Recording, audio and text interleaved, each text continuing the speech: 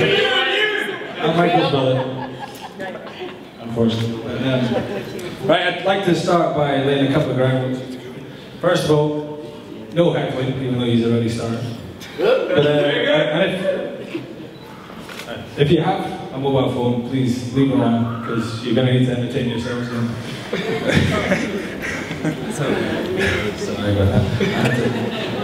I had to start somewhere. Yeah, you keep your spirits high and your expectations low, you know what I mean? That's what everyone will end. Anyway, yeah, I mean, I was actually, because I had no idea what to say in this kind of thing. I had no idea what I could do, and there was a lot of peer pressure from the lads, and anybody who's heard that loud noise over the course of this afternoon, that's the lads. They've been basically trying to coax me into go all out, let's absolutely ruin this point. Really, that's my turn. That's when I come in. So that's why I'm saying it for Momo. But I was actually reading online for some advice, and there was a lot of stuff you shouldn't say apparently in speeches. So that was my first 2 attempts out. So, but but apparently it says you should have a banana 20 minutes before your speech just to give you that boost, that energy kick, you know.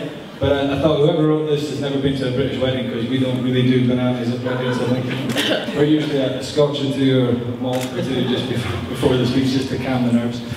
I've been on 6 anyway, so right. Nice. I'm here for you, brother. The banana thing might work in the Philippines. You love your banana sauce, don't you? I do. She really does, like it's in lasagna and everything. So. It is. Shocker. But yeah, I mean, I know some of you will be expecting me to kind of really go all out, but I'm not willing to hospitalise anybody on account of shock for the reality of the Michael you definitely don't know. But, I'm only kidding. I'm actually kidding. Yeah, I have to say that. But something you don't know is, yeah, you don't know how much I adore this guy. I mean, you don't know how much I respect him. Like a brother. You don't know how much I envy him and his abilities, his outlook, his nature, and yeah, it's unmeasurable. It really is. It's I feel privileged to call him my brother. That's honest. I genuinely do. Because I mean, I think.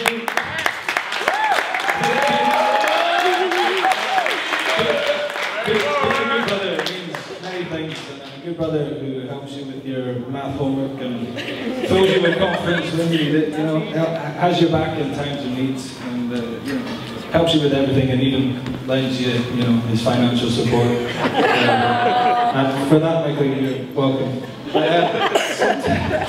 Sometime in university in Edinburgh, I'm sure, perched on a sloping roof, probably 5 floors up.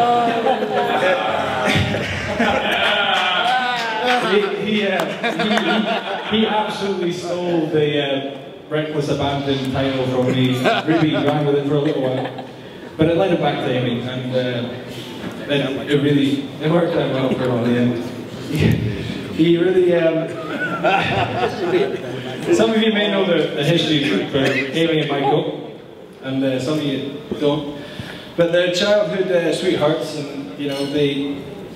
By all definitions, Michael adored Amy from day one, and I definitely know that for sure. That's a given. Sean, you can vouch for that, you know, crying at the Hey, I'm not sure. He was crying today, if anybody noticed the tears. But he definitely played his best poker face at the start of this relationship, because, I mean, there were situations where, you know, me and Michael would be messing around, acting all foolish and silly, and then Amy would come over. And then all of a sudden, Michael had just like morphed into this reserved Michael, which I had no clue about at the time. And I could, and then I'd be coming in all acting all silly, and he'd go, "Would you stop acting stupid? When did you grow up?" And then I'd be like, "But you were just doing the same thing like 5 minutes ago, even worse." But you know, like that's exactly what he would do. But you know, he. But on reflection, on reflection, I understand why he did it, because anybody who felt the way Michael did and does, and will, I think, absolutely always will do for Amy, and you can understand it, you know, absolutely. But now that Amy has seen all Michael's sides, I mean, like she's seen all the sides to Michael now, I can only assume that Amy was pretty much wearing the same poker face back then because, you know. What do you mean? Exactly. Yeah, I mean, you literally have your own language, and I for one don't understand half of what you. I've seen situations where they just look at each other and burst into laughter, and I'm like, going, what just happened? And I just don't understand it. There's no way. Laughing at you. Yeah, I think that's usually it. But I don't think that happens very often, and I genuinely think it's a nice example of love in that way. But yeah, I don't really, you know, I'm not like I'm not going to pretend I understand what love is just yet. But I think remember you and I, we talked about it one Friday brunch. And I tried to come up with my understanding of what love was, which was basically you fight to the absolute death, and and at the very end of that big argument, you still want to be in the same room as each other, and that was as close as I got to the understanding of love.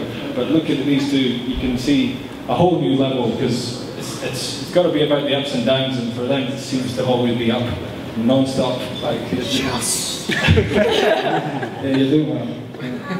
But I mean. As an example, I mean, I look at my parents, and they've been together over 25 years. Over 25 years.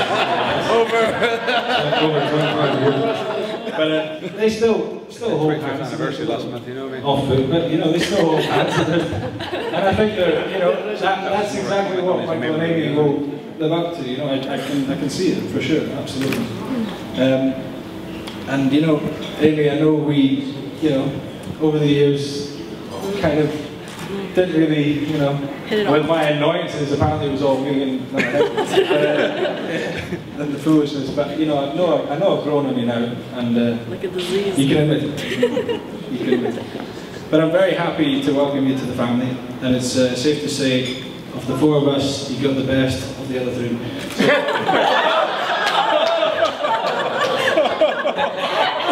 sorry, number one best man right here. Right, Momo? Sorry. I got number one best man. You make each other happy. I mean, 2 weddings. Who does that in less than what, 10 months? Yeah. We love weddings. Yeah, but Michael, this is my words of wisdom to you. I think to keep the glass of a happy marriage brimming with love. When you're wrong, admit it. And when you're right, keep your mouth shut. So if you'll all please stand with me and raise your glasses and join me in a toast. I'll give you Oh, you like that? the bride and groom, Amy and Michael. Thank you.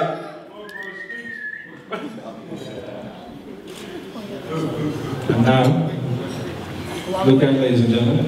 Oh no. Sit down first. No, sit down. Brace yourselves, strap yourselves right in. It's about to get rocky in here. Here's Momo. Luckily, very good.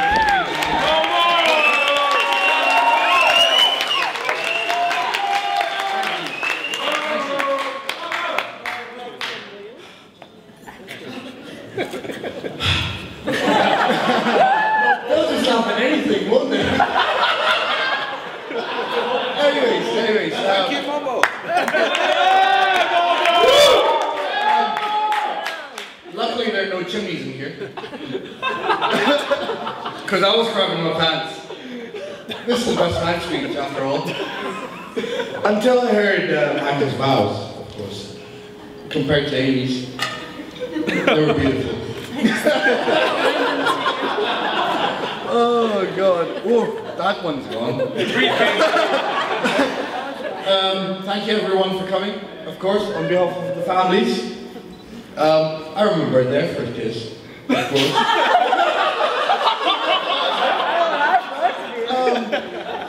Those sloppy retainers in my hand, whilst I was saying, oh, I'm gonna make moves.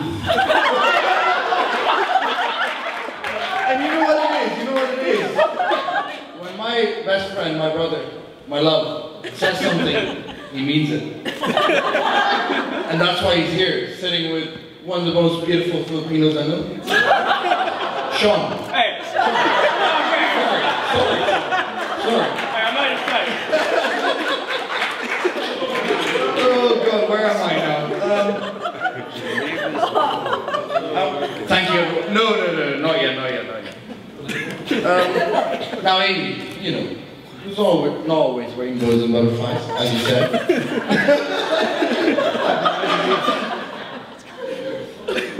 Why did I write that? I think you stole it. I had to come up with this speech about 10 minutes ago. I was too busy drinking after all. Nice. My mom's not here, I hope.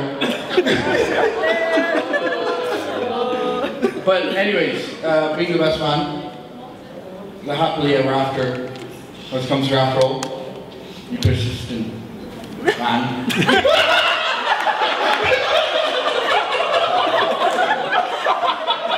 Thank you all for coming, and the bar's open.